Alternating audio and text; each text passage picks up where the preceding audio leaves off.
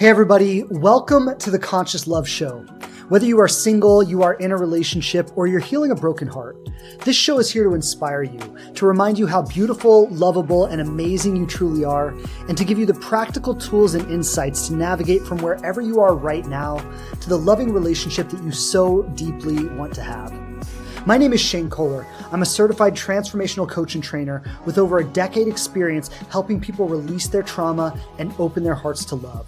I've delivered seminars all over the world, coached thousands of people through my online platforms and programs, and every week I'm coming straight to you with the hottest insights and the best teachers around, bringing you powerful resources and profound conversations to heal your relationship with love, dating, and yourself. I'm so grateful you're here, and if it's your first time, welcome. You can count on me to always show up for you with my very best and a commitment to learn and grow myself so I can serve you to my maximum ability. Thanks so much for tuning into the show. I've got some awesome things planned for you today. So without further ado, let's dive in.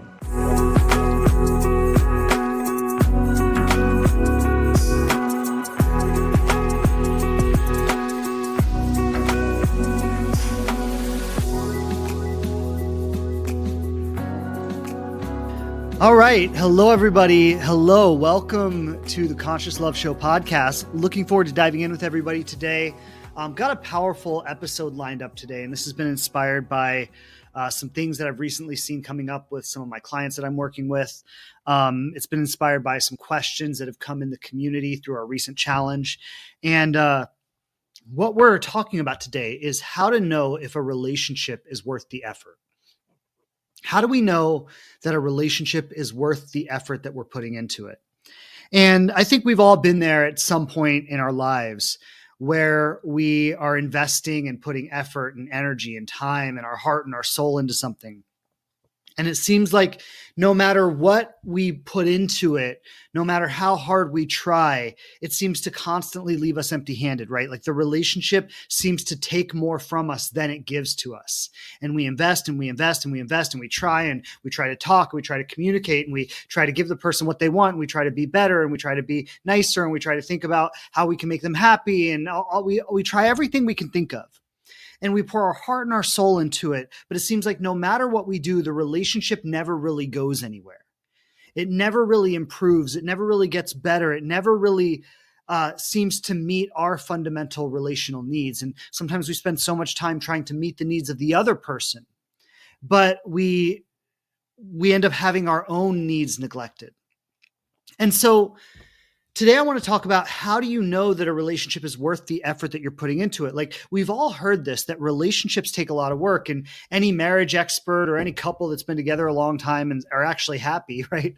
They're going to tell you that like this relationship has taken a lot of work. They're going to tell you that marriage takes a lot of work. They're going to tell you that relationships take a lot of work. And so this is something that we've all heard.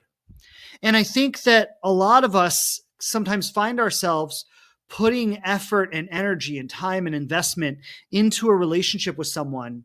And we're telling ourselves, well, look, everybody says relationships take work. I'm just doing the work that's required. But there is some work that is just exhausting, right? There is some work that is just draining. There is some work that just kills your spirit. And there is work in the right kind of relationship that doesn't do that, right? And the work actually pays off. The work actually amounts to something. And when you're in it, it can all seem very confusing. But when we can take a step back and look at it from kind of a bird's eye view, and we can see like what's really going on here, right? And we can take a step back and we can look at it objectively, there are very clear, discernible signs that show that a relationship is going somewhere, right? There are very clear things we can identify that show that this is actually leading somewhere versus just exhausting us. And so that's what I want to talk about today, right? How do you know? What are those clear signs that tell you, without a doubt that a relationship is actually going somewhere? And when is it that you're just putting in your effort and your energy and your time and your investment, but it's just draining you? It's just exhausting you. And so first, I would like to touch on like, what does healthy effort look like in a relationship? And, there's I think like one of the most obvious things is that it wouldn't just be one-sided, right? And so if you're putting a lot of work into a relationship right now, that's awesome. And I want to say like everybody, like we should show up to relationships ready to put work into them. There's a quote from like Tony Robbins who says, if you do what you did in the beginning of a relationship, it will never end, right? If you continue to do what you did in the beginning, it will never end. And I think like a lot of us, we show up in the beginning and we're really excited and we have all these feelings and we have a lot of energy and we're getting all these hits of dopamine and it feels really amazing and we give it everything. But then after a few months or, once we start to get a little comfortable, we start to pull back, and that happens to a lot of people, right? And so a lot of times we'll find ourselves where, we got started off in a situation where both people were putting a lot into it. And then little by little, one of the individuals in the relationship starts to kind of pull back. They start to step back, right? And they get a little bit comfortable. They get a little bit complacent. They don't put so much effort into it anymore. And when that happens, what often results from that is the other person will start putting more in, right? The other person will start like trying to make up for what the relationship is lacking when that other person pulls away. Or I think it can go the opposite direction too, where the other person says, okay, well, they're not going to put the effort. I'm not going to put it in either. And then we both just start to like close off our hearts to each other. We start to resent each other. And then the relationship just starts to die at that point. And I mean, really, I don't think either of those is a healthy response, but I think a healthy response to that is communication. And so when we're growing in a relationship with someone, there's a necessity for healthy, vulnerable, authentic communication. And I often say, if you're not communicating to someone about your needs, about your dreams, about your desires, about your vision, about what you ultimately want, about where you want the relationship to go, if there's not an open forum of communication about all of this that's on the table for the two of you, you have no idea where the relationship is going to go. And in fact, like a lot of times, as I said, when it seems like one person is pulling back or it seems like one person is getting comfortable and we start to put more effort into it to try to make up for what that person is pulling out of it, that is often an attempt to avoid healthy communication. Right? I want you to think about that, where if you've been in a relationship with someone for 3 months or 6 months and everything was great in the beginning, and then they start to pull back a little bit, or they start to not be as attentive or as interested or as engaged or whatever it is, right? Which to a degree is normal, I want to say. Now, not that we should let our partners be complacent with us, or not that we should foster complacency in a relationship. I don't think that's a good thing. But to a degree, it's normal when we start to get a little bit comfortable. And that's often an opportunity for the relationship to grow. But in our survival responses, right, when we're afraid, and when we're operating from a sense of like, well, I don't want to be pushy, or I don't want to be needy, or I don't want to reveal to them how much I really want this or how much I really need from the relationship, right? Because isn't that vulnerable? Like to say to someone, I need this from you, or I want this from you, or I would like to see this relationship go to this place. Like that's so vulnerable. So to avoid vulnerability in the relationship, what we'll also often do is overinvest in it. Let me do more for the person. Let me bend over backwards trying to please them. Let me be amenable to their every wish and every desire. Let me be so pleasing and so giving, and we just overgive and overinvest. And a lot of times that is a way to avoid vulnerability. We try to earn love through what we do, rather than really revealing in the relationship who we are. And the opposite response, right? When, I feel like they're withdrawing, I'm going to withdraw too, right? We're going to start to withhold love from each other. And I see this happen a lot, right? Where there will be a period of time where both people are giving very easily. And then that dynamic starts to change. And like, let me just contextualize this for a moment, because In the beginning of a relationship, it is easy to give. It requires almost no effort. When you're having that like natural chemical cocktail of dopamine like and all of these feel good hormones that are driving you to connect with the other person, it takes almost no effort to give and invest in that relationship because it is what both people want to do. And there's a natural turning point in every relationship where nature is no longer giving you the constant energy to invest in the relationship. That's a natural turning point that every relationship is going to reach. And I could say, like, this is where we really find out what a relationship is made of. When we reach that natural turning point where nature is no longer doing the work for us, and we have to really ask ourselves, how important is this relationship to me? And how much do I really want to invest or put into this? That's when you find out what a relationship is really made of.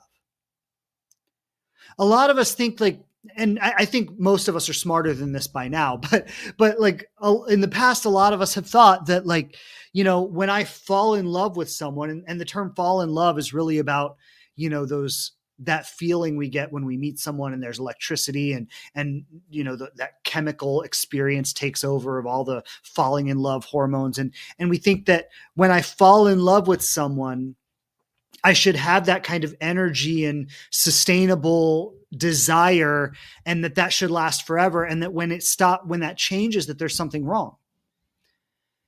And that's actually not true, right? And I think the more we realize how things work, the more we start to recognize, oh, that's actually not true. And, you know, it's easy to fall in love with someone, actually. It's easy to have that attraction and just have nature take over and to like have all of that happen. But where we find out where a relationship is really made of is when that wears off. And it's like when it's no longer so easy, when it's no longer effortless. Do I value this person in my life enough to make the effort? Do I value this person's presence in my life enough to really consistently show up when it's hard? And as I said, a lot of times what we'll do when that natural flow starts to change and we say, oh, they're not as attentive as they were, or they're not giving me as much attention, or they're not showing as much interest as they did. And when we're unconscious or when we're operating in a survival response, we will often overgive in that relationship or we'll withdraw. And both are avoiding vulnerability. If I withdraw, I'm avoiding the vulnerability of stepping into the relationship and really asking for what I want. If I overgive, I'm avoiding it in the same way. Because I'm trying to earn the relationship through what I do rather than really revealing myself for who I am and seeing if this relationship could love me and honor me as I am. And so when we reach a point in a relationship where effort starts to be required, when the relationship is no longer easy, but it requires work. Some of the most fundamental work that we can ever do in a relationship is vulnerable, heartfelt communication. In fact, I would say, like, when we talk about the work that a relationship is, this is really most of it. It's interesting to think about, right? Like, yeah, I mean, there's work in terms of I got to show up for my partner every day. If we share a home, I've got to honor my responsibilities in the home. If we're raising a child, I've got to honor my responsibilities to the child and to the family, right? Like, yes, there's practical work that is to be done when you're sharing a life with someone, but most of the work that is done in the relationship is really around communication. And so the most fundamental question becomes, one, am I communicating authentically in the relationship? And two, when I communicate authentically in the relationship, does my partner hear me? So much of like our questions about work and effort and investment can be answered with those two simple questions. Am I communicating authentically in the relationship? And when I do, does my partner hear me? And I think that so many of us have a resistance to that kind of vulnerable communication because it really is the scariest thing. It's easy to shut myself off from the relationship and say, "Oh, well they're not doing X, Y, or Z. So I'm just going to like I'm not getting what I want from them, so I'm not going to give them what they want." And you've probably noticed, have you seen couples who have been married for like, a long time, like 20 years or something like that, and it seems like they don't even really like each other? Like, have you ever met a couple like that? I think probably all of us have encountered couples like that at one time or another in our lives, right? They've been married for forever and it doesn't even seem like they like each other. And I would bet in that instance, this is exactly what happened. There was a time when things felt really good between them. Maybe, 15 years ago or 19 years ago, right? But there was a time when things felt really good between them.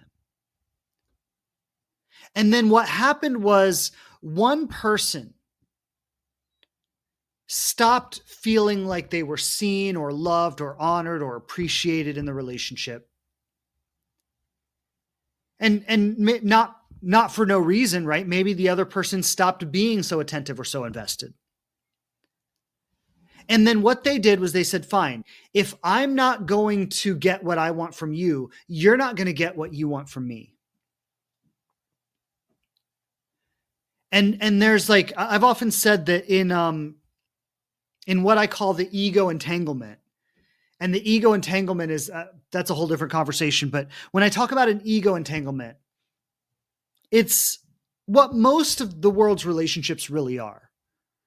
And in an ego entanglement, love operates like a currency, right? Love operates like a currency. We give in order to get. I've coached couples actually, and this is not a common situation, but I've seen this happen before, where couples actually go so far with this to actually use it like a currency.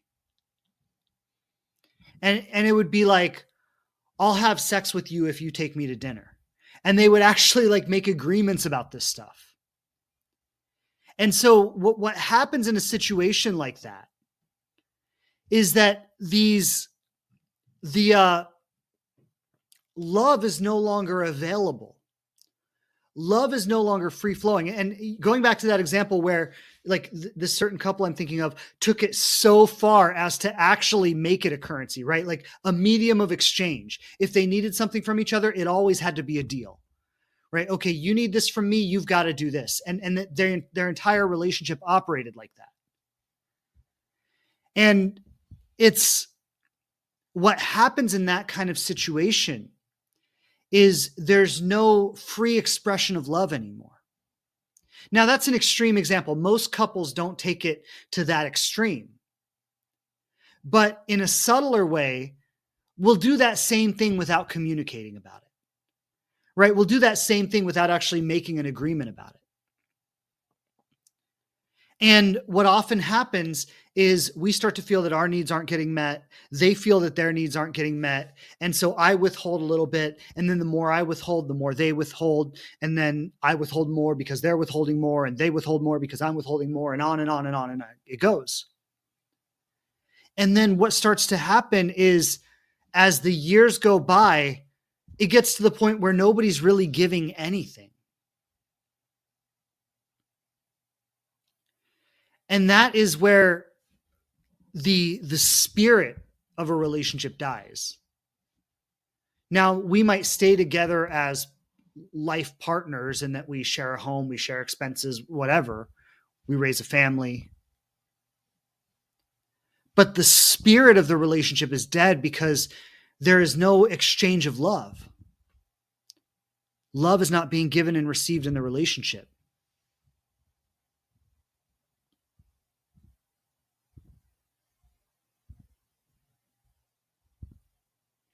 And so the most important work that we do in a partnership is authentic, vulnerable communication.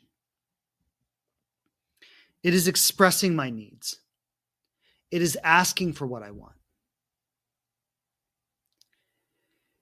If you're in a relationship where you're doing so much work and you're wondering, is the work I'm doing worth it? I would suggest that there is not clear communication between the two of you. Because if there was clear communication, we could ask a different question, right? We wouldn't be asking, is the work I'm doing worth it? But we would be asking, are they hearing my requests? Are they honoring the things that I am bringing to the relationship? Am I being seen in this relationship? Am I being heard? Am I being felt? Am I being received and reciprocated? And so when we talk about communication in a relationship, I want to give some examples here. A client I've been working with recently started dating someone, and the person she was dating is a pretty great guy in so many aspects. He's a father. He has a daughter. He's been, like consistent and honorable, and like, all the things that we want from someone. He's been most of those things. But maybe after a few months of them dating, the way she described it was, she said that it seems like he wants to be like married 5 years in already and like just be kind of in our routine. And she was like, I'm not ready for that, right? I want him to date me. I want him to court me. I want him to show me a good time. Now, if this person, and this is a very conscious, very intelligent person, so she's handling it very well. But if this person wasn't conscious, this would be a recipe for resentment, right? Oh, what? We've been together for 5 months and he's already trying to treat it like we've been married for 5 years. And what she meant by that was like, he'd come over and be like, hey, do you want to get takeout and watch a movie? And she'd be like, no, I don't want to get takeout and watch a movie. I want to get dressed up and go out, and I want you to show me a good time. Right? But she wasn't necessarily saying all of that. She was just feeling a little discomfort in that he had already assumed that they were further along in the relationship than she felt like they were. Now, this is like a guy who, since she met him, has been sincere, has been engaged, has been supportive. Like, he's been so many of the green flags, so many of the wonderful things. And so this is what I said to her. I said, awesome. So like, here's a guy who he's shown you his character.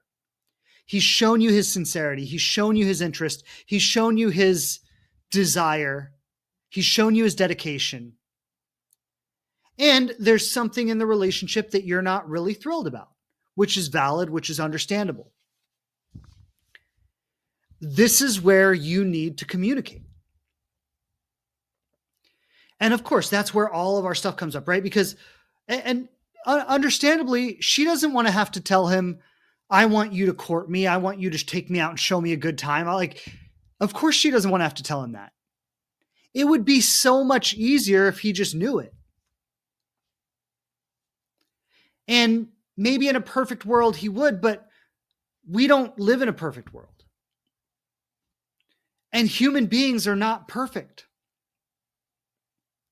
And as good and sincere of a person as he is, it doesn't mean he thinks about things the same way she does. It doesn't mean he knows exactly what she wants. It doesn't mean right? Like him being a good, sincere person doesn't translate into him knowing exactly what she wants and how she wants it.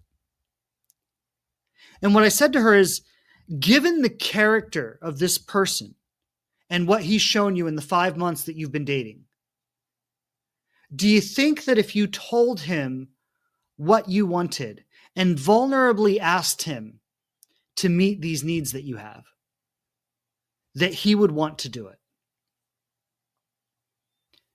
And she says, yeah, of course, I think he would. Thanks for tuning in today. And if you enjoy the Conscious Love Show, there are a few things you can do with just a few seconds of your time that will really support us in being able to continue bringing these messages to you every single week, completely free of charge. The first thing you can do is give us a 5-star rating on one of the major podcast platforms. The two most popular for this show are Apple Podcasts and Spotify, but you can leave a rating on any platform where you listen to this podcast. And if you'd be willing to take just an extra moment, you can write a few words about the show and share with people how it's touched you and the difference it's made in your life. That will go a very long way in supporting our show. Possibly the biggest thing you can do to support the show is share it with someone that you know can benefit from it. If you get a lot out of it, it's very likely that a friend or loved one of yours will too. And I appreciate it so much when people share the show. If you wanted to take the extra step, you could post a link to today's show on your stories or socials and help get the word out in that way. If you'd be willing to take just one of these steps today, I would appreciate that so much. And I want to say thank you in advance for caring about the show and being willing to support it. Thanks again for listening today. Your presence here means everything to me, and I hope you continue joining me each week for many years to come. Lots of love, and let's get back to the show.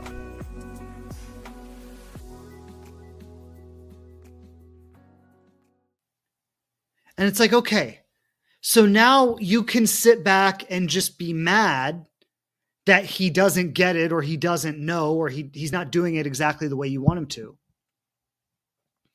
Or you can be vulnerable with him. Let him see into you. The word intimacy, I've shared this before on the podcast. One of my mentors taught me this a long time ago, that intimacy is into me you see. Right? Like that's the real meaning of intimacy. It's into me you see. So what we're doing when we communicate with our partner vulnerably is we're actually opening a window into our hearts and letting them see us. We're letting them see parts of us that most people don't get to see.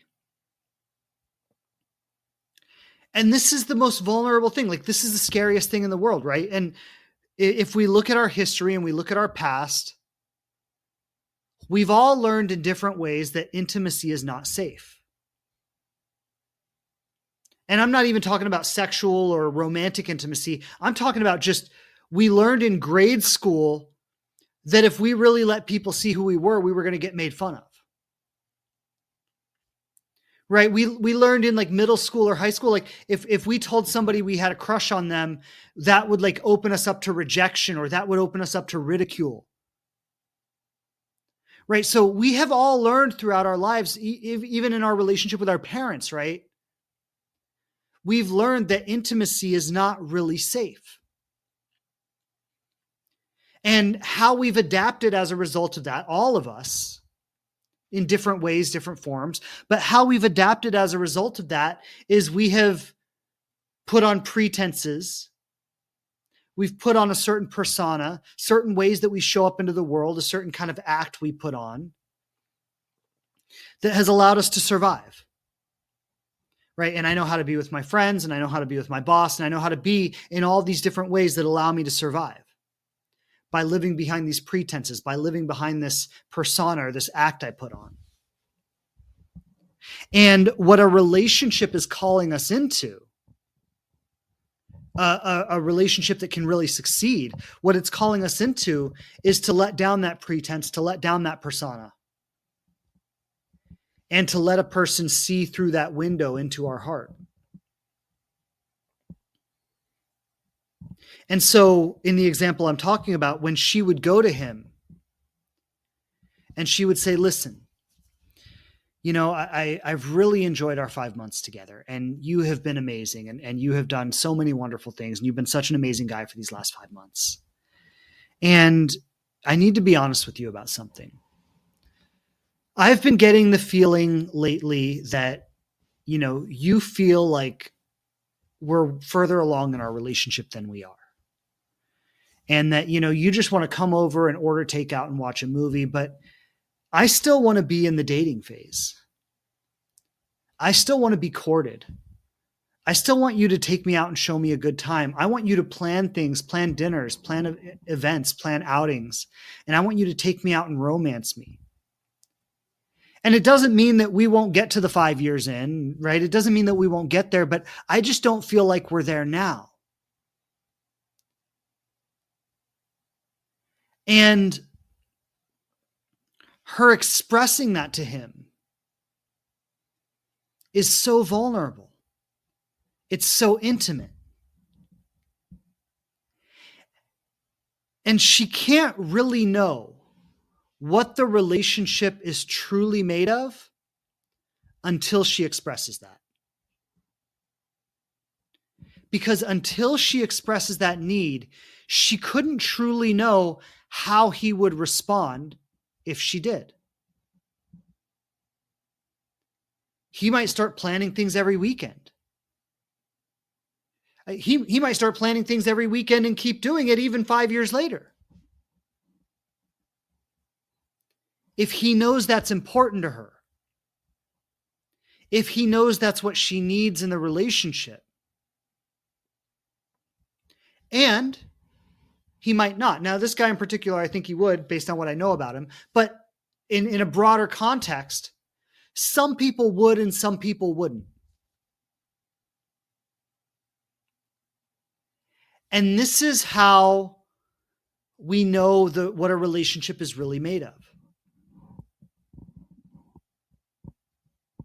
See, if you're trying to hold it all together right now, and I want to say this for the people who are in a relationship and you're putting a lot of work into it and it feels one-sided. Like a lot of times, I hear this from women a lot, like, will feel like I'm carrying the relationship. I'm doing all the work. I'm carrying the relationship. If I just sat back and did nothing, this relationship would die. And I know a lot of people feel that way sometimes. And what I want to say is, if you feel that way, there is probably a lot that you're not communicating.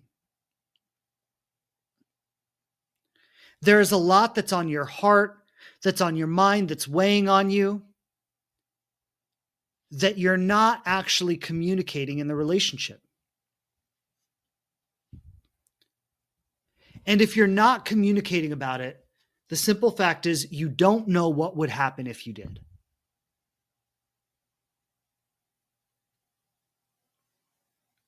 Now, if somebody's sitting back, and I want to say this, like, if somebody's literally making no effort, like they don't do anything, like they don't call, they don't text, they don't show up, they're inconsistent. I mean, like there are some obvious signs that it's like, okay, if I've got to blow this person up 5 times a week just to get a response, yeah, you can drop that. You don't have to go communicating about it.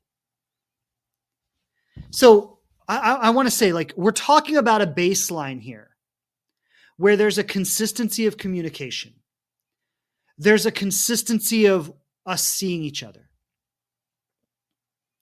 right? It's understood that something is happening here. And yet I feel like I'm carrying more weight in the relationship than I would like to. I feel like the effort that I put into the relationship is not really being reciprocated. That's where there's a need for communication. And so baseline, you got to ask yourself, like, is this person consistent, first of all? Do they call me regularly? Do they text me regularly? Do they respond to my calls and my texts without waiting days? Right? Is there a reasonable level of engagement and response? Do we make regular plans to see each other?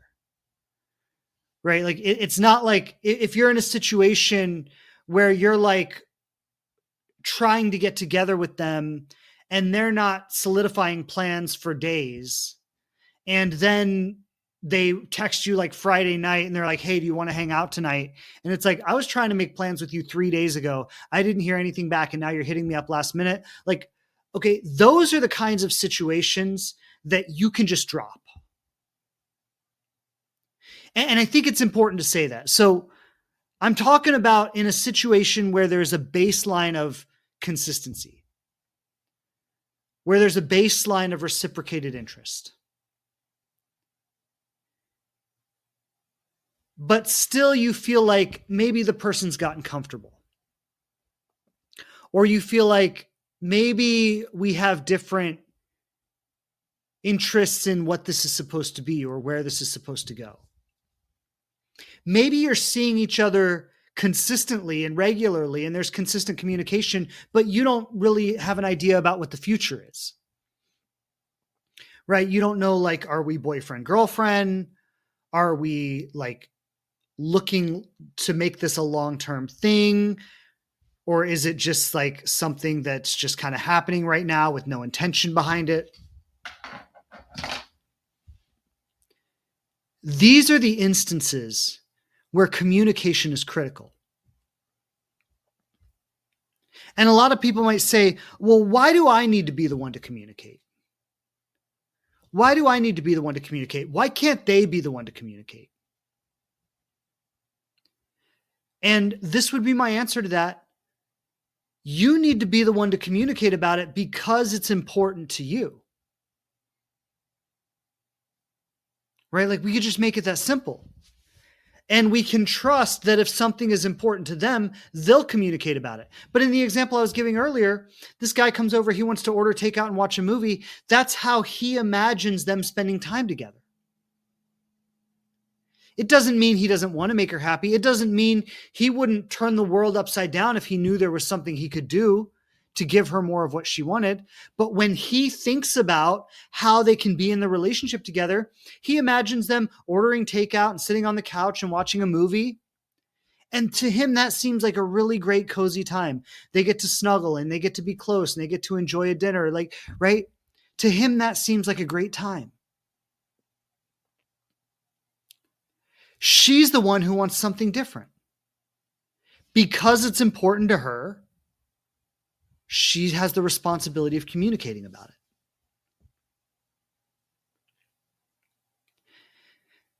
And going back to what I said earlier, before you start to withdraw from the relationship, or before you overinvest in the relationship, ask yourself, what really needs to be spoken here? So communication is the foundation of everything, because communication gives you the opportunity to assess the response to communication. Communication facilitates further investment. Communication facilitates growth. And when I talk about communication, it can really fall into a few categories. So one would be asking for what you need. One would be asking for what you need, right? So like, I think of some of my clients, something basic, and this, like, we carry shame around this stuff, right? Because I'm thinking of one of my clients where we were talking about this, and I'm like, okay, so basically you want him to text you every morning and every night. And she's like, oh my God, well, when you say it like that, it just sounds so pathetic, right? So we carry shame around this, but let's just be real. That's a very reasonable human need, to text morning and night. That's a very reasonable human need. And yes, we can judge ourselves for it, right? Like, we could be like, oh, that's so pathetic. Why do I need that? But like, just withhold your judgment and recognize that when we look at how vulnerable it is to invest in a relationship, like, you're investing a lot. You are literally putting your heart in someone's hands. And when you do that, like, it's such a vulnerable thing to do, because if they choose to, or if they choose to move out of the relationship or whatever, like, that's really going to hurt you. And so when you invest emotionally with someone, you are opening yourself up for pain. That's actually the definition of vulnerability. I know I mentioned this before, but when you look up vulnerability in the dictionary definition of vulnerability is like subjecting yourself to attack or pain. Like, when you think of a war term, right? Like, if a certain side of the war is to make themselves vulnerable, what are they doing? They're opening themselves up to attack. I know this isn't romantic at all, right? But that's what we do in relationships. When we're vulnerable with someone, we are opening ourselves up to being hurt by them. And so when we put ourselves in a position where someone potentially has the power to hurt us, it is a reasonable thing to ask of them that, hey, could you text me in the morning and could you text me at night?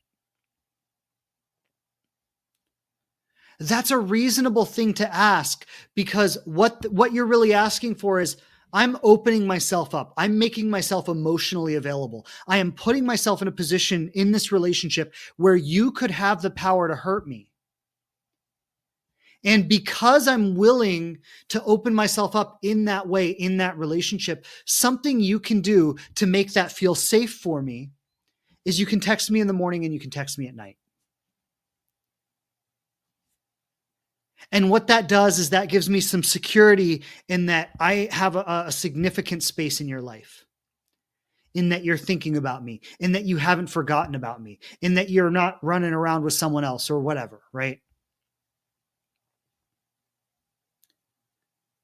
So it can feel, and this is our shame and our judgment that gets overlaid on it, but it can feel like, oh, that's so needy or that's so pathetic. Why would I ask for that? And we've got to give ourselves permission to have valid needs in a relationship. Like, I remember I asked this of my wife, and my wife was amazing. Like, she was very consistent. I'm not saying that she wasn't doing anything that she should have been doing. But again, going back to what I was just talking about with my client, she couldn't possibly have known what I wanted. And I remember when my wife and I were dating, and like I was texting her in the morning and at night, and I would always be the first one to reach out every day. And I started to feel like, does she even want to hear from me? And it wasn't that she didn't, but I just didn't know, because I was always the one to reach out. And so it made me feel like, if I'm always reaching out and she's never reaching out, am I over investing? And so I asked my wife, this was after we'd been dating for several months and after I had, been consistent with her for quite a period of time. And I asked her, sometimes could you be the first one to reach out?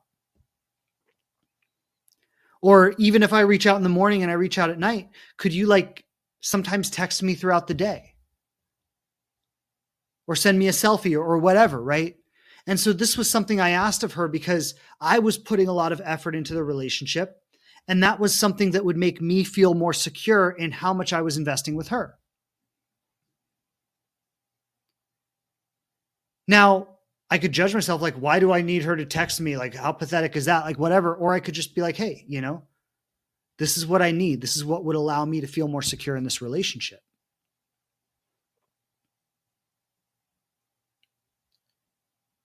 And so what communication does is it invites the relationship to grow. It gives you the opportunity to see if this person is going to honor what you're asking for, if they care.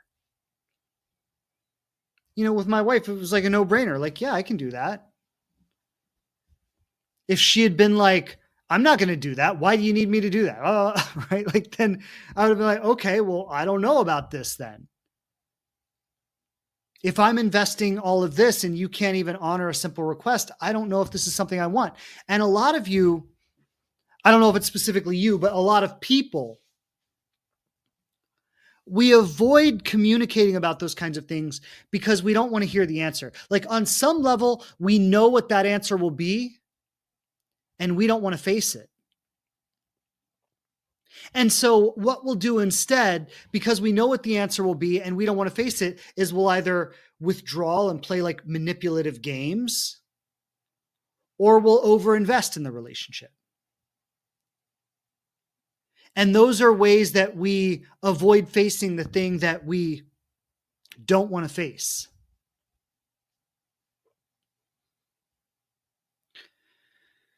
So as we communicate, there are some things that I think are important to establish in the communication. I talked about asking for what we need, right? I need a morning and evening text. I need us to go on more dates. Or I hear this from a lot of women, right? Like, I would like him to take the lead in planning dates. Okay, well, have you asked him to do that? And a lot of women will say, I shouldn't have to ask him. He should just do it. And I'd say, so do you want to be a participant and a collaborator in this relationship? Or do you just want to sit back and have no part in it and expect him to handle everything? And I want to say this, when we talk about like masculine and feminine energy, there's something really powerful about the feminine asking for the masculine to meet a need. And then the masculine doing that, because the masculine role is that role of provider, but he can only provide for needs that he knows need to be met. So when we talk about how, like, it's often said that women shouldn't chase, or women, right? And I think there can be a big misunderstanding around this when we talk about how women shouldn't chase, or that the feminine should not chase the masculine. That's true, right? Like, I don't think women should be blowing up a guy's phone trying to get him to take her out.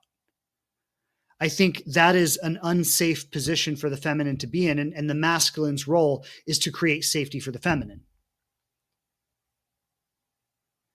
But what she can do is she can invite the kinds of experiences she wants.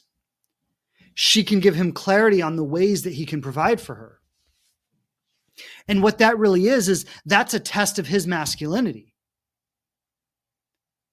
Let's see how much he's willing to provide. Let's see how much he cares to create safety and consistency for me. So asking for what we need, communicating boundaries is another one. And boundaries are so vulnerable too, because most of us have been taught that boundaries are not safe, right? Like, when we were children, we weren't really allowed to have boundaries. In a lot of our past relationships, when we tried to create boundaries, we were judged or we were criticized for it. And so a lot of us have learned that having boundaries is not safe. And I would say this is essential in a relationship. You need to know, will your partner respect your boundaries? That is something that you have to discover in a relationship. When you need space, when there's something they say or do that is not okay with you. Those are the opportunities to communicate and find out, when I create a boundary, does this person care to honor the boundary? Like, when someone honors a boundary, what they're really doing is they're saying, I recognize you as like a sovereign being with your own needs, your own values, your own ideas that might be different from mine. And I respect that. I respect that you have that. I respect your autonomy.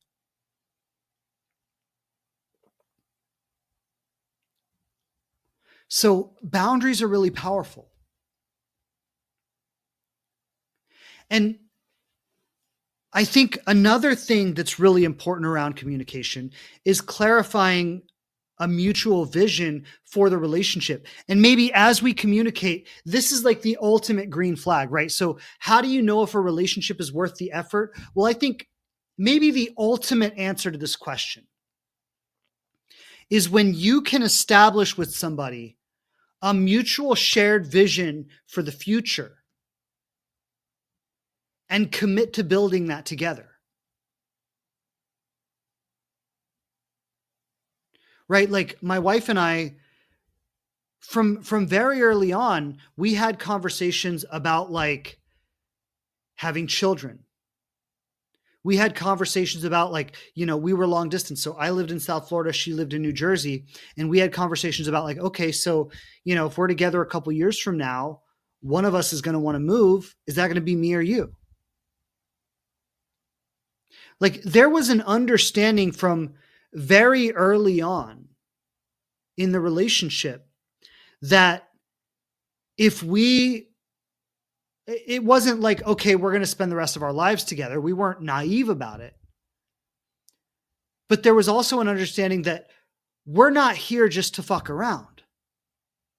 We're here because we both sincerely want a future. We talked about what kind of future would that be. And then there was a conversation of, okay, well, if this works, if the next few years go by and neither one of us decides to end it, what's that going to look like? Who's going to be the one to move? And truth be told, like, there are a lot of people who will say, don't talk about these things too early on. I mean, I think there's definitely an appropriate way to talk about them and an inappropriate way or an inappropriate way, right? I mean, you don't want to show up on a first date and start expecting someone to be the parent of your children, right? I mean, like that's a bit much. But you can show up on a first date and communicate with someone that, hey, you know, like I'm looking for a life partner. I'm looking for something that's going to last long term. And this goes back to like the kind of communication I'm talking about, right? And a lot of people say like, oh, it's too early to bring that up. You need to, like, if you try to bring that up before somebody gets to know you, they're going to feel like it's pressure. Like, it's not pressure to share what you want with someone. Like if you're on a first date with someone and you share in a general way what you're looking for, what you want from life, what you want from a relationship, and that person can't even respect that, like, I totally get that. Yeah, absolutely. What's the point in continuing to see that person? People who can't appreciate that you are a human being with a vision for your life and a desire and somewhere you'd like to go, it doesn't mean that you're expecting them to be that person. But if they can't even appreciate that that's what's real for you, that's your truth, that person is not worth a second date. And going back to some things I've already touched on today, we carry so much shame. We carry so much like unworthiness, like, oh, well, if I talk about what I want, is somebody going to think it's too much? It's like, how about you be too much? How about you own that you deserve to have someone who reciprocates that? How about we stop being ashamed of our needs and our desires and the kinds of things we want in a relationship? We start having confidence and clarity in how we communicate about it, and maybe we'll actually find someone who wants to give it to us. Like, you are 100 times more likely to get what you want from a relationship when you own it without shame. And you're just like, yeah, this is what I want. I know I deserve to have this. I'm not expecting, you don't have to be the person if you don't want to, but it's still what I want. Versus like, oh, well, I kind of want this, but I don't want to be too much. And maybe if I just do it the right way, you won't lose interest. Or like, I mean, like if you think about the energy of those two approaches and which energy is more attractive, I mean, it's kind of obvious, right? Like, I think somebody who knows what they want and are clear about it and are willing to ask for it are so much more inviting than somebody who is ashamed of what they want and they try to like accommodate over accommodate others. And so the ultimate way that you know a relationship is going somewhere, that you know it's worth the effort, is that you've established a common vision for the future and you're working towards it. You know, when my wife and I were dating, these were simple agreements we made very early on because we were long distance, and we made an agreement very early on that we would always know when our next visit would be. And so we had visits booked on the calendar weeks, months out. There was never a time in 3 years of long distance, there was never a time when we didn't know when the next time we would see each other would be. And there was never a time when we even like canceled a trip or anything. Like we made those commitments and we stuck to them. There was clarity that we were building something together. Neither one of us had to wonder about that.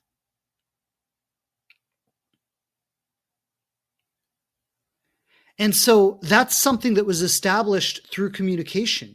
It was established through us being honest about what we wanted and talking about it.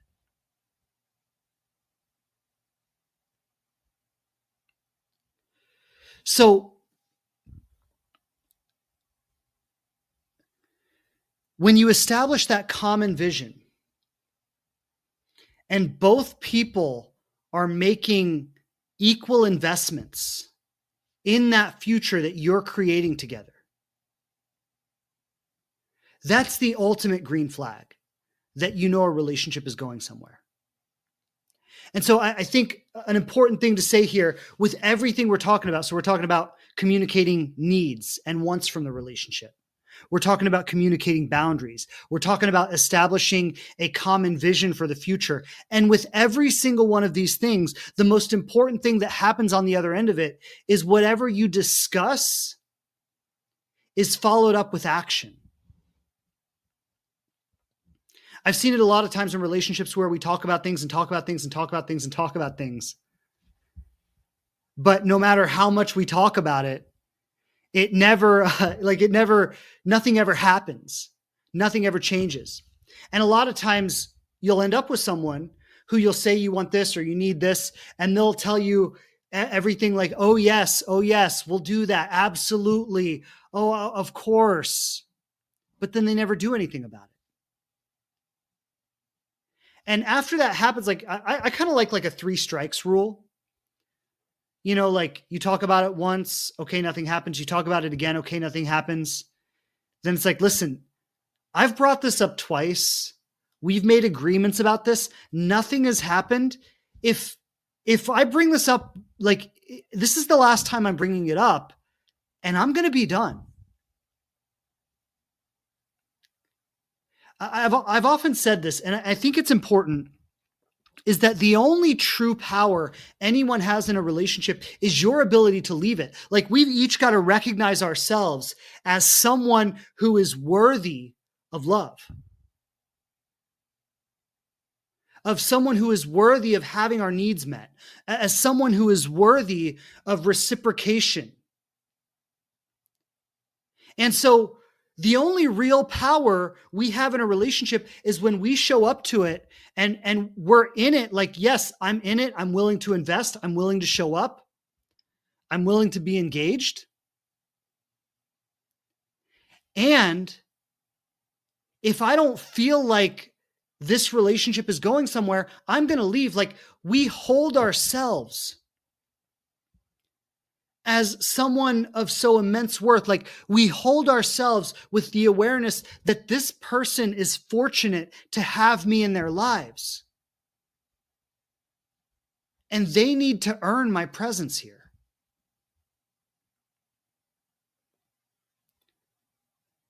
The most significant power we have in a relationship is our ability to walk away. That's the only power we have. And so I don't mean to use this as a manipulation tool. Like it can be really manipulative when you threaten to leave every time you have a fight and you're constantly threatening your partner with that. That can be very manipulative. I don't mean it like that, but there should be an understanding on the table all the time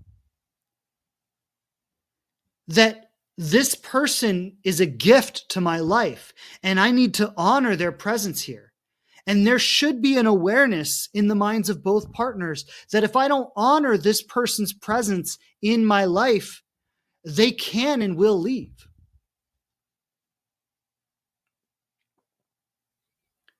I was recently working with a woman who has been in a relationship with someone who they've been married for many years. They have 4 children.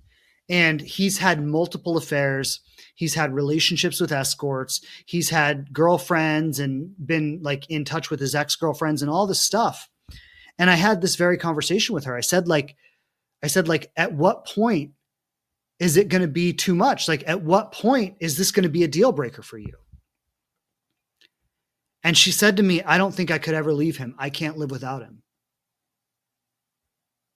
And what I said to her is, I said, that is a very, very dangerous position for you to be in. Because he has no incentive to change. He can do whatever he wants and you'll continue to tolerate it. And ultimately what this is going to do is it's going to destroy you. Like I asked her, I said, what's going to happen if another 10 years goes by and he continues doing this and you just continue to accept it? And she said, like, it'll destroy me. It'll destroy my health. It'll destroy my well-being. So this is why it's so important that the understanding that I need to honor this person's presence in my life. And if I don't, I'm going to lose them. That understanding should always be on the table in a relationship. And so when we are getting to know someone or building the foundation of a relationship with someone,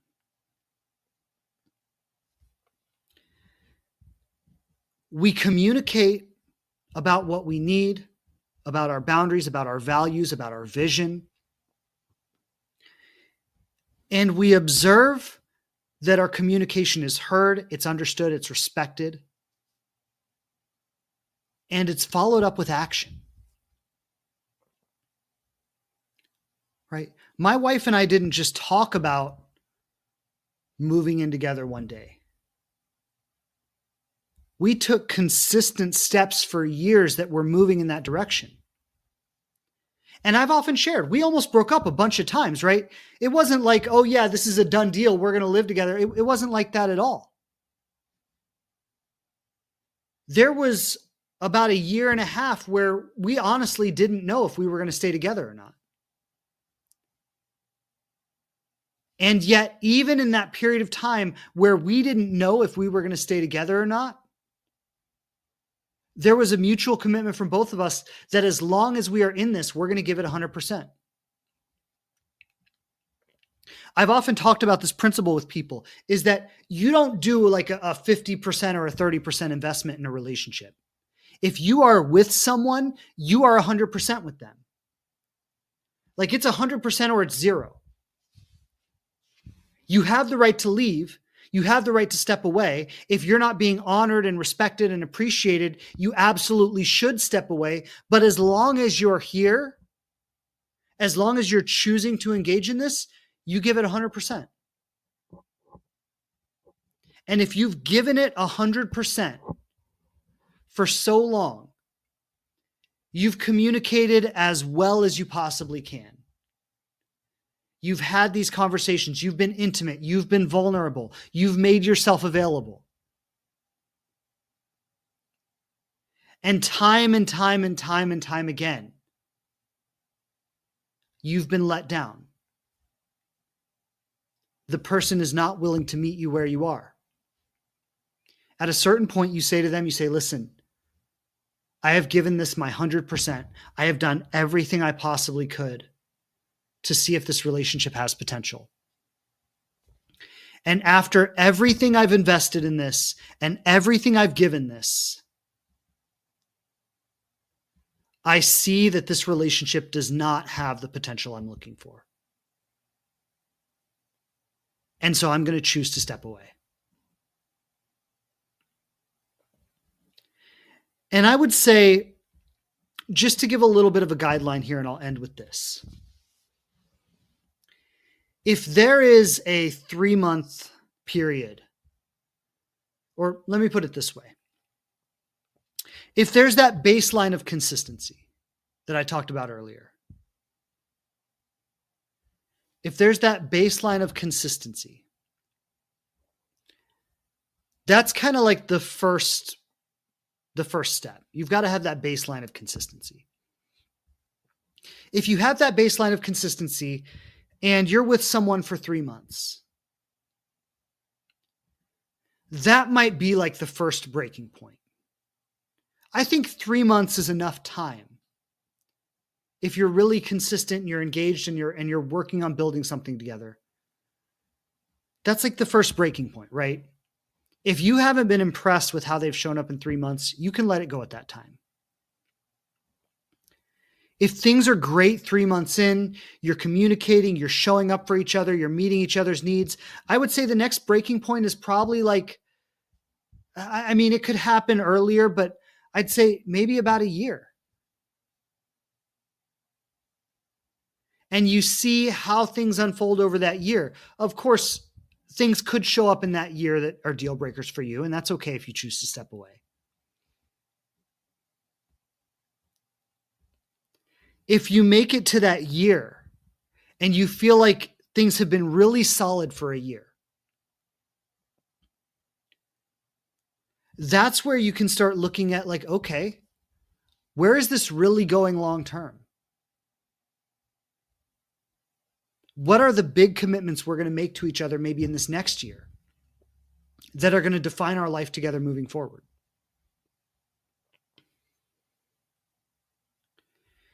And if somebody has made it through an entire year with you and they're still showing up consistently and the communication is clear and you're still investing with each other,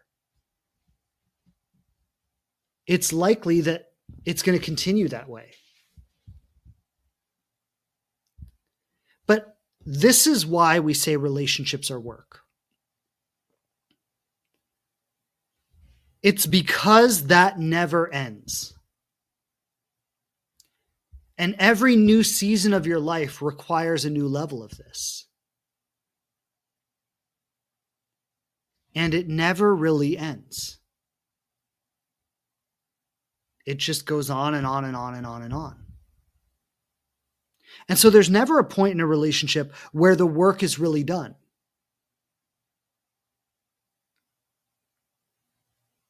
But at each stage, we've got to show up and our partner has to continue showing up.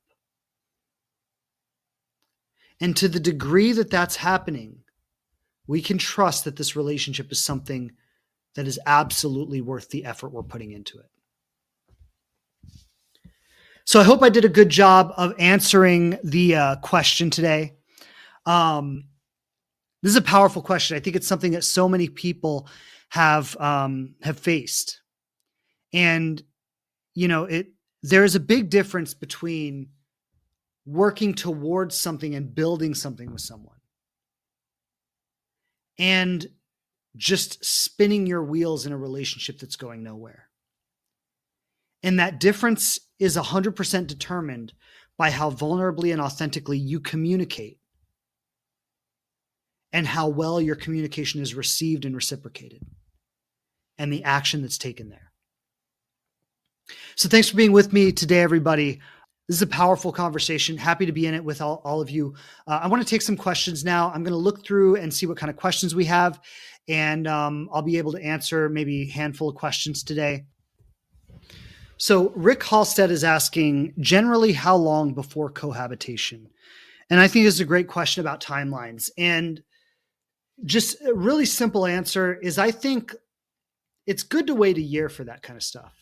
You know, I mean, even a year could be fast for some people. It might feel slow to other people. But I think like a year is a solid amount of time. Something that my wife's astrologist actually said when we started dating, and she gets a reading from her astrologist every year on her birthday. We started dating in October. Her birthday's in December. So she got a reading a few years after, or not a few months after we started dating. And in that reading, he said something to her that I thought was really profound. Is he said that, you know, you really have to go through all 4 seasons with someone before you really have a good idea of what the relationship is made of. And she shared that with me after the reading. And I said, you know what, that makes a lot of sense. Like, yeah, I think like, you know, go through all 4 seasons with someone, see them in different areas of their life, allow space for different things to come up, allow space for differences to come up, for disconnection to come up, for some challenges to come up, like figure out how you work through and address challenges together. And that will show you how much potential a relationship really has. So I think if you're with someone a year and it's going well, that could be a good time. I don't think it's bad to wait 2 years, but that might be a long time for some people, and I don't think you need to wait that long. But give it space to go through all 4 seasons with someone. Give it space. Like, I know this for me. I know this isn't true for everybody, but this has been true for me. My wife is the only relationship I've ever had that went longer than about a year and a half. Prior to my wife, all of my relationships lasted, some of them lasted less than a year, but most of them lasted about a year, between a year and a half. And I just know for myself that after that amount of time, I was clear whether I wanted to be with the person long term or not. It was just clear for me. And granted, I was very conscious in most of these relationships. I was approaching them very consciously, and not all of us do. And I know a lot of people who have been with someone 20 years, but when we really get to the heart of it, if that relationship wasn't like a good relationship, they look back and they'll say like, yeah, I look back and I knew within a year or within 2 years that this wasn't really the person I wanted to be with, but I chose to stay for this reason, or I chose to stay for that reason. We were having kids, or I chose to stay for security, or I chose to stay because I didn't think I could get better, or whatever, right? So a lot of times, if we are really consciously approaching it and we spend a year with someone, we will be really clear about where that relationship can go. And sometimes we override that clarity out of fear, out of survival, out of security. There are different reasons that we do. But a year is enough time to find really great clarity. And so that would be my answer. I'd say wait at least a year before you move in with someone. Okay, Kristen Killick is asking, how much grace is it reasonable to give for attachment styles? If your partner is avoidant and listens but then doesn't do, where are the boundaries? I feel like the effort is being eked out. Yeah, so I want to caution anybody on giving grace for things like attachment styles, or like something I often encounter is people will say, I'm so empathetic. I can see their wounds. I can see where they're coming from. I can understand why they are the way they are. And what I often say is, yes, but understanding why they are the way they are doesn't change the way they are, right? So understanding, well, he has an avoidant attachment style, and I can be compassionate because he has an avoidant attachment style. I get that. But being compassionate doesn't change the way he shows up to the relationship. And like, a lot of people have avoidant attachment styles, but we have to some degree, be willing to challenge that avoidant style in order to have a healthy relationship. And so I don't think it's a good idea for us to give grace to anyone based on their wounds. We can be understanding, we can have compassion for their wounds, but at the end of the day, we don't want a wounded project that we have to take care of as a partner. We want someone who can show up and be an equal partner in the relationship. And so it's not really your job to make concessions for his wounds. In general, in life, like, yes, it's great to be compassionate about people's wounds. It's great to be understanding about where they're coming from. But nobody's wounds change what I'm talking about today, right? Earlier, I gave like the 3-strike rule, right? Where you talk about something 3 times. If after 3 times they can't show up to some degree, it doesn't mean they're going to get it perfect, but you're seeing some change, then it's likely they don't have what it takes to build the kind of relationship you want to build. And again, being compassionate for their wounds doesn't change that. It's good that you can be aware of someone's wounds. It's good that you can have compassion for someone's wounds. I think that's a good life skill in general. But that's not an excuse to stay with someone who's not able to meet you where you're at.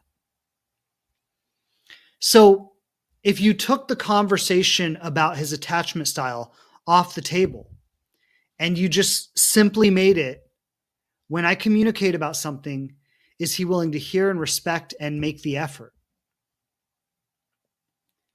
And you can maybe, if you see that he's making the effort and maybe he's not getting it perfectly, well, you can give some grace for that.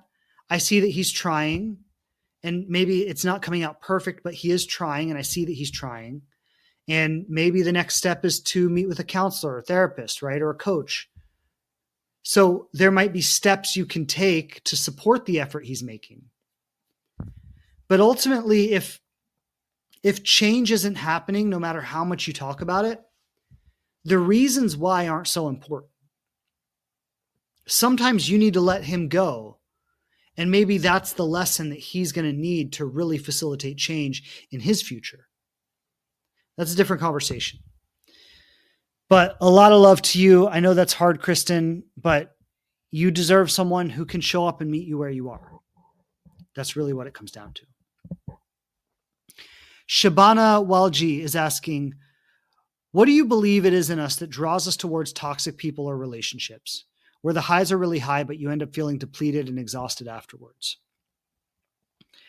Usually that kind of pattern is facilitated by some kind of past wounding, right? And so we've learned this is often like woven in with an attachment styles conversation, but we've often learned in our past that love looks and feels a certain way based on our parents, based on our upbringing, based on our early relational experiences, whatever those might have been like.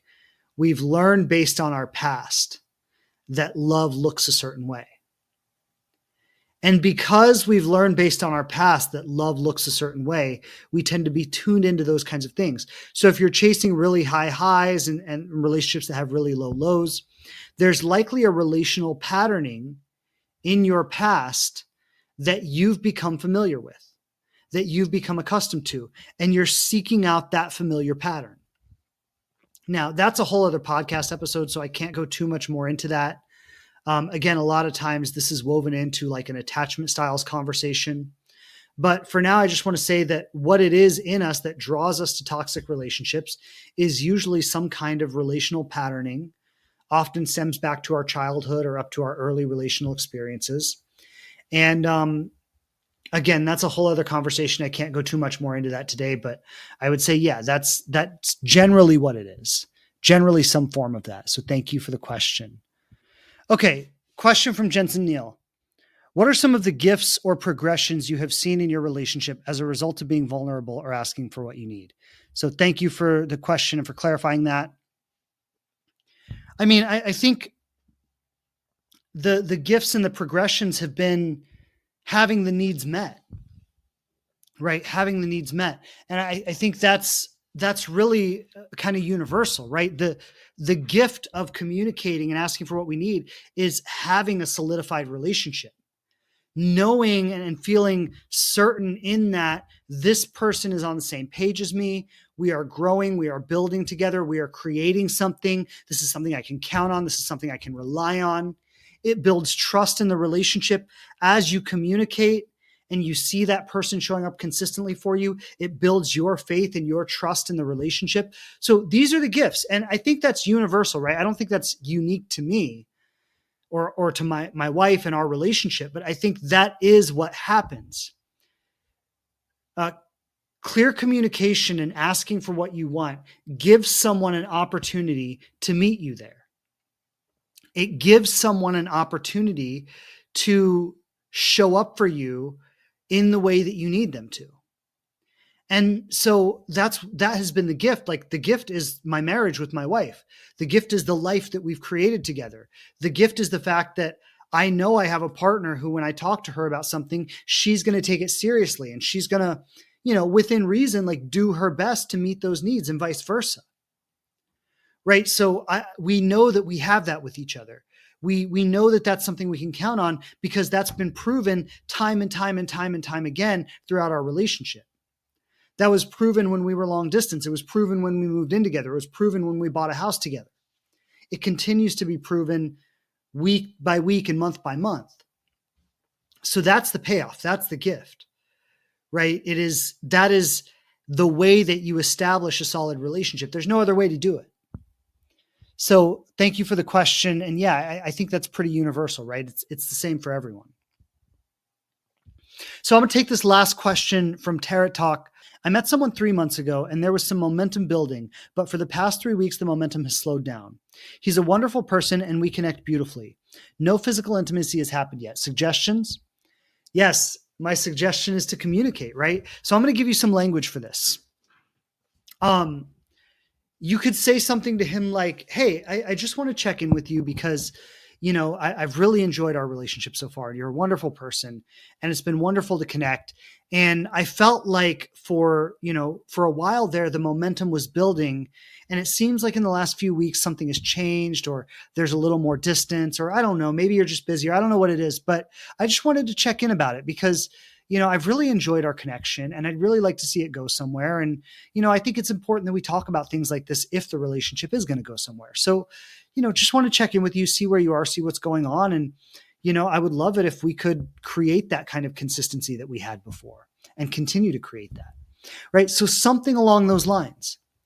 And that's my suggestion, right? It's everything I've been talking about today. Like what you're saying is exactly what I said in the beginning, where sometimes things get moving and then they feel like they stall a little bit. And that is often an opportunity where we would go into some kind of reactive survival response. But the best thing we can really do in a situation like that is communicate vulnerably. And he might say, oh yeah, I've just been busy and I'm sorry about that. Yes, I definitely want to get back on track and let's do this. Let's go out this weekend or whatever. He might say something like that. He might also say something like, I don't know if I'm ready for all this, or I feel like I need some space right now. Like, he may give you the response you're looking for and he may not. And I know the fear or the potential that he may not, that can be really scary. And that's often why we avoid this altogether, is because we don't want to face that. But you lose nothing by clarifying the nature of the relationship. You can only ever benefit from that. And that's something we've all got to learn. Even when sometimes it's disappointing, even sometimes when it's scary, we only ever benefit by clarifying things in a relationship. We never lose anything.